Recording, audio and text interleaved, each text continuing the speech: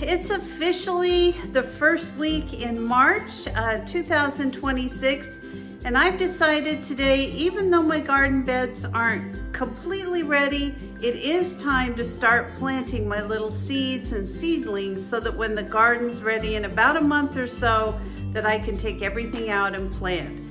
This is one of the ways that I save a ton of money, because I'll have seedlings come, you know, the first day of spring when the frost is over, and I'm going to be getting a head start on my planting. So let me show you how I do this. It's quite a production. I do this every year. Now this year I'm going to skip a step. Typically I put all my seeds in little plastic bags and I get them sprouted and then I put them in a pot. This year I'm going to put them in little tiny peat pots. I'm going to put them under the grow lights and I'm going to get them started that way.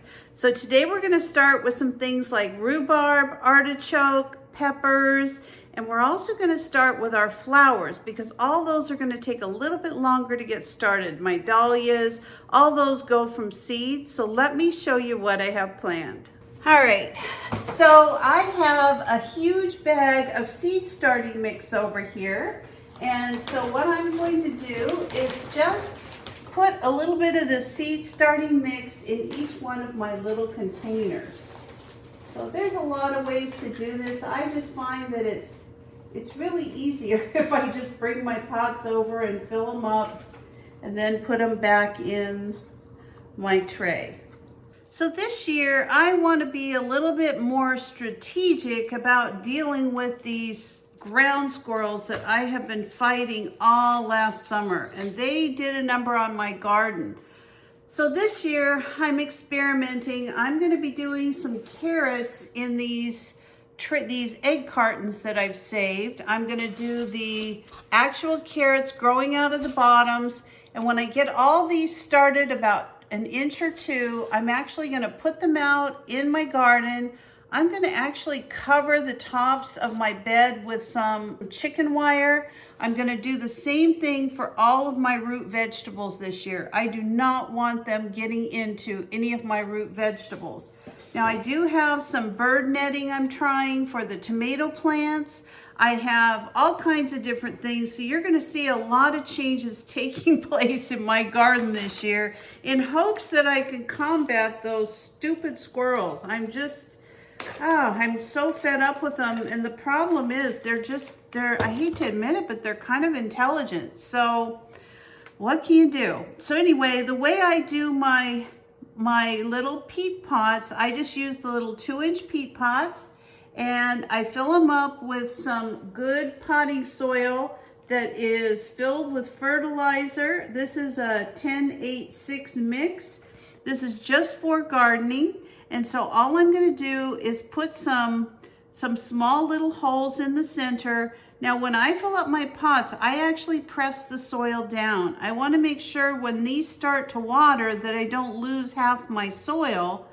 And these are already pretty moist, so I'm not concerned initially, but I want to, get a hole right in the middle, and then I'm going to put one on the side of each one of these so that if the middle one doesn't work, then I can go ahead and just let the side seed start. So right on the side of each one, I'm going to be putting a little hole, and that's going to be my backup seed, just in case I have trouble. And it's happened before. You don't want to sit and fiddle with it and have something not, sprout, and then you're trying to deal with, getting a typical seed that you have growing with all the other ones and they just don't work. So this is how I do it. All right, so we're gonna leave that. Now the first thing that I wanna plant is some rhubarb. And so I have some they're little popsicle sticks. I get these at the Dollar Tree. They're in the craft section. I get a big bag of them. And this is how I mark whatever it is I'm doing. Now, I'm going to go ahead and plant 8 rhubarbs in this row, so 1 in a backup. So I want to label these rhubarb. Just use a Sharpie. And I don't really worry too much about, not being able to read these in a month or two, because after a while you kind of know by looking at what you have that, you know what you're growing. So, and I'm kind of a perfectionist, so I actually have all of mine laid out on a piece of paper, so I know what's in every box I grow. So these were some new rhubarb seeds that I got from Baker Creek. I had actually taken all mine up because I took all the dirt out of my bed a couple years ago and I put wire down below so gophers couldn't get through.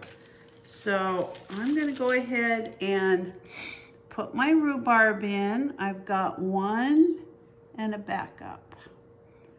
One and a backup.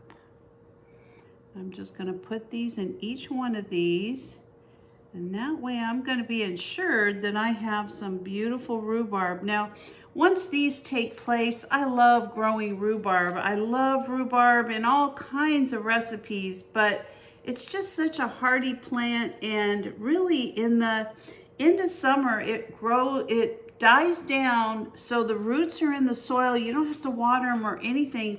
The next year, they just come back on their own. It's fantastic. So all I'm gonna do is just cover these little holes up, just like that. My rhubarb is done. All right, so the next thing I'm gonna do is some artichokes. And the same thing happened with my artichokes. And I love artichokes. They're just a great thing to grow. I always get tons of artichokes. They just do really well here. And so I'm gonna plan on doing my rhubarb and my artichokes in the same bed because those kind of stay in the same place and grow year after year. And the fun part about artichokes is that you can take little baby artichokes that kind of grow around the big artichoke after they're grown, and it's going to work out great because then you're going to have little ones that you can take and replant, and it's just fantastic. I think I missed the hole there. There it is. All right, so put that one. And you want to go down just, like maybe 1/4 of an inch. You don't need to dig too deep of a hole, but you want to make sure that these are all covered. And again, just cover them up. This is a pretty easy process. It's not very hard to start seeds. The most important thing is that you keep the soil moist without overwatering it. So what I do when I water is I water all my plants. I actually take all these out. I dump the water out of the bottom of the tray, then I put them back in. I do that every day to every other day. It just depends on how many I'm doing. Now the next one I'm gonna do are my flowers. And I'm actually gonna do a couple rows of the dahlias, and then I'm also gonna do my dahlias in here. I love dahlias. They're just one of my favorite flowers. I grow these every year, and they grow really tall. They're just beautiful. They're lovely to cut. They attract a lot of bees. They're just fantastic. So I've already got my holes for those. So all I'm gonna do is just get some seeds. Now these are kind of a long seed. You can see those.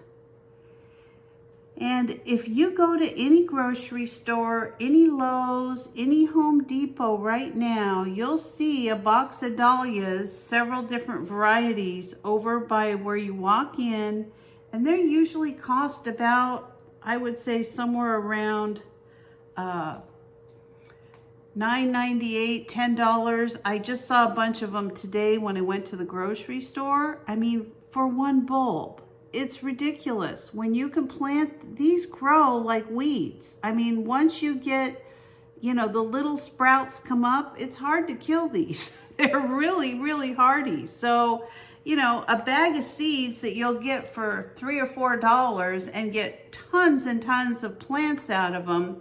I mean, for me, that's the only way to go. So actually that's gonna be 8. I think I'm gonna leave that for now. I'm gonna do a second planting of dahlias in about a week. Next I wanna do, I better write down what they are so I don't forget. And the next one that I have are my sweet peas. So I am gonna go ahead and plant some of these. These are a beautiful flower, and they also bring out some lovely butterflies. And I mean, I love different types of flowers and plants that also bring beneficial insects and bugs and things like that to your garden. All right, now I want to start on my peppers. These are the poblanos. Now the peppers take a little bit longer to, to sprout. So just be patient. Just because they haven't come up doesn't mean that they haven't sprouted. Now what I'll do with these, just because you don't really get a lot of peppers in one container, when these get bigger, I'll actually separate these into 2 pots. That's how I do a lot of this when I'm starting and I don't have my larger pots set up yet. I just transplant them. And what I'm going to do on this next row is I'm going to do half and half of jalapenos and regular bell peppers. So I'm going to do some mild jalapenos. These are called Tam jalapenos. I'm going to do 4 of these, 2 and 2. And the next one's actually going to be the Grand Bell. And these are yellow, red, and green peppers. I'm just going to put this one right here because I already know these 2 are going to be jalapenos. All right, so now we're going to do the Grand Bell peppers. These are our sweet peppers. So my mom's favorite liqueur was the Frangelica, made from the Angelica roots. This year, I'm going to grow this in memory of my mom, and I am going to make some Angelica liqueur that my family and I can toast on Christmas to her this next year in 2026. And so I'm going to go ahead and plant some of these. Ooh, even the seeds look really interesting.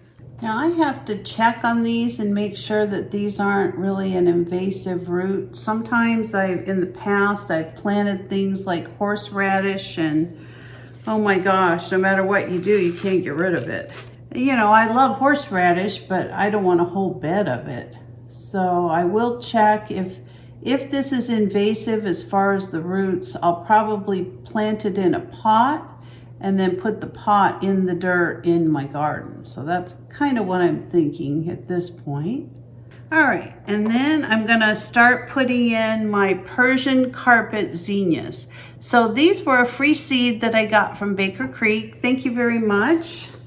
I love zinnias. I love to plant them all throughout the garden. I love the color from zinnias. And so we're gonna plant these this year, and I'm just going to put these right over the top. I know this is a lot of seeds, but that's okay. I'm actually going to be taking these seeds and I'm going to be just taking them apart and putting them in the garden directly right from this. I'm getting my soil ready, so probably within the next 2 weeks, these will be out a little bit early. So we'll have some nice splash of color before we put our vegetables in. I had some really pretty orange zinnias that I did last year. So this will be a nice little change. I'm looking forward to these. Now this particular container I got at the Dollar Tree, and I'm just gonna put the lid over it. I'm gonna give these a little drink, not much, but I am gonna give them a little bit of water, and then I'm gonna go ahead and put them under the grow lights. So these are my little carrot seeds I was talking about that I started in these egg carton trays. And I think they're doing really well. I'm just giving them a quick little spray. Now, when you have seedlings, you don't want to overdo the water. So I just use a little spray bottle. Just keep them kind of moist, and do the same thing with these new ones. And they're going to really enjoy this nice warm light. Now I'm considering putting my heat mat underneath this. I haven't decided yet. I might do that. I don't know. We'll see how they do in the next couple of days. Now I could put plastic over the top of these. I'm not going to at this point. I'm just going to see how they do under the lights. Got them in a window as well, so let's just see how they do. I just love this time of the year. I love gardening. I love getting my fruit trees ready. I just love all of it. This is one of the ways I prepare and save money throughout the whole year. I have a garden of 8 beds that I fill up every square inch of them, and I get so much food out of those beds and all of my fruit trees, and I'm able to pretty much eat all the tomato products I need throughout the year, the onions, the peppers, all kinds of things. I freeze, I can, and just have so many great things on hand throughout the year. These are some lemons that I picked a couple days ago. I'll actually be using a couple of them, and the rest I'm going to let finish ripening up a little bit, but I will be squeezing these into ice cube trays and also cutting them into slices and freezing them so I could quickly put them in a water. Now granted, you're not going to save millions of dollars by having a garden or by having fruit trees, but it adds up. Every little bit of it adds up. If you can cut your grocery bill by 10%, 20%, 50%, I mean, you're ahead. So, plus you're getting organic, fresh food if you don't add different kinds of sprays and things like that, which I don't. I share with the animals out in the fields, and that's what I do. So, anyway, thank you for joining me today. I hope you enjoyed this. We'll be doing several gardening prep and gardening videos over the next month. If you enjoy gardening, I've got a whole playlist that I'd love to share with you, and I look forward to you joining me in my next garden video. So if you're not a subscriber, please consider subscribing to my channel. Give me a like, a thumbs up, or ring that bell for future notifications, and I'll see you next time. Bye-bye.